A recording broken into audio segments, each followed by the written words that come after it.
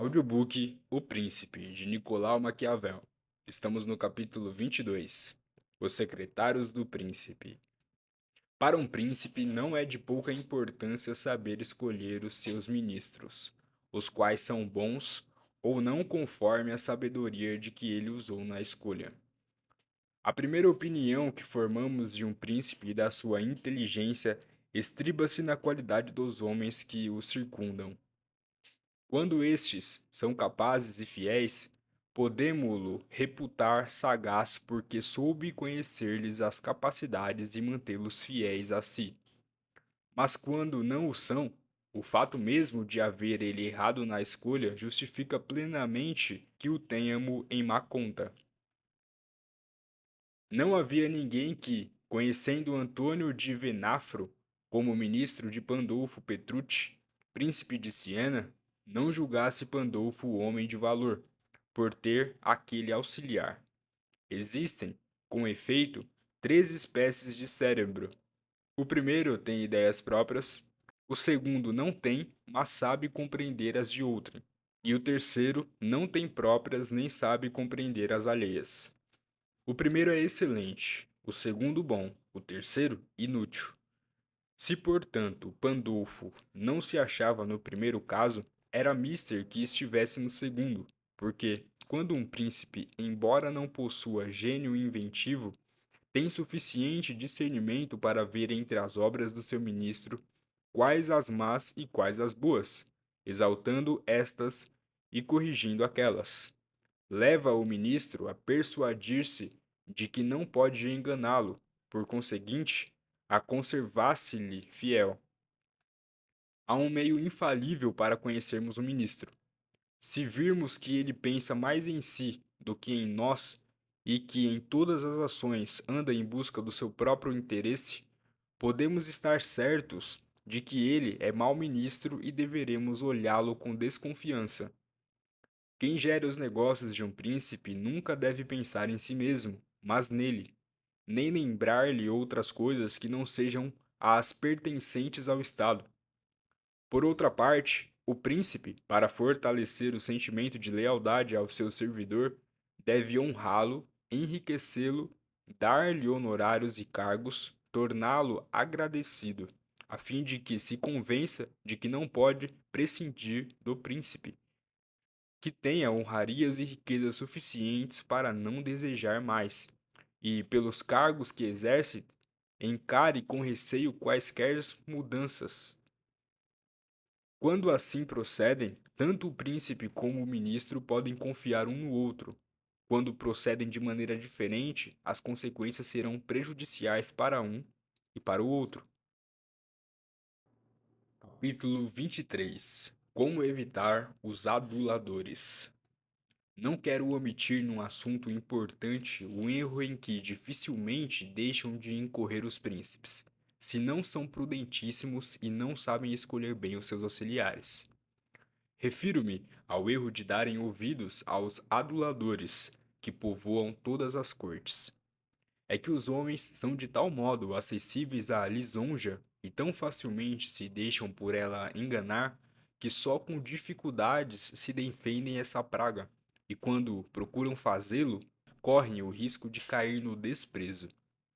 O melhor abrigo contra a lisonja consiste em levar os homens a compreenderem que não nos ofendem quando nos dizem a verdade.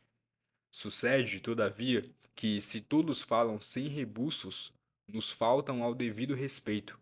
Por conseguinte, a um príncipe avisado cumpre-se ater-se a um terceiro meio: escolher em seu estado homens e só a estes dar o direito de lhes dizerem a verdade, a qual, ainda assim, deverá versar unicamente sobre assuntos em que ele as interrogue, e não acerca dos outros.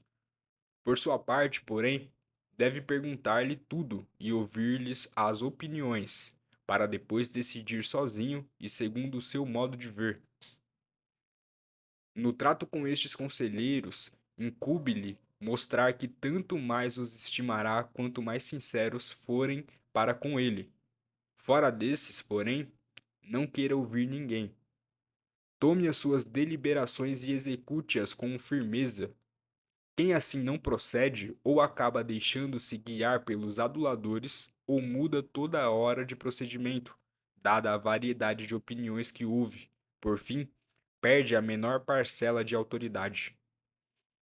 A esse respeito, quero citar um exemplo de nossos dias: Frei Lucas, um dos cortesãos de Maximiliano, atual imperador, referindo-se à sua majestade, disse que ele tinha o hábito de não pedir conselhos a ninguém e que, sem embargo, não fazia coisa alguma a seu gosto. Isso resultava de proceder ele de maneira contrária à supra-referida. Efetivamente, o imperador é homem reservado, não comunica a ninguém os seus desígnios, não ouve o parecer de quem quer que seja a respeito deles, mas ao pô-los em execução, torna-os conhecidos, e as opiniões, em contrário dos áulicos, levam-no logo a abandoná-los. Daí destruir Maximiliano em um dia o que ele mesmo fez no anterior, não se saber nunca o que pretende fazer, nem poder ninguém confiar nas suas decisões. Um príncipe, portanto, deve sempre aconselhar-se, mas quando ele próprio, e não outrem, o julgue conveniente. É bom, até, que tire de todos a ideia de o quererem aconselhar sobre coisas que não pergunte.